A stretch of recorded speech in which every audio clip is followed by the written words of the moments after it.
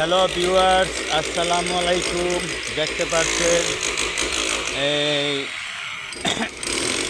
আমাদের এলাকায় আমার চাচা কি পরিমাণে কষ্ট করতেছে। অবশ্য রাস্তার পাশে তো রাস্তাটা অনেক উঁচা হয়ে গেছে, যার কারণে ওনার দোকানটা অনেক নিচু হয়ে গেছে।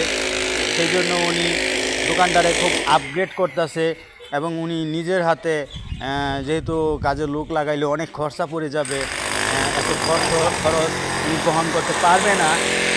সেই জন্য নিজেই কাজ করতেছে। মানে আজকালকার হেল্পার হোক, মিস্ত্রি হোক, তাদের দিকে কাজ করতে গেলে অনেক প্রচুর পরিমাণ খরচ পড়া জায়গা, তাদের এদের আবার মজুরি দিতে গেলে।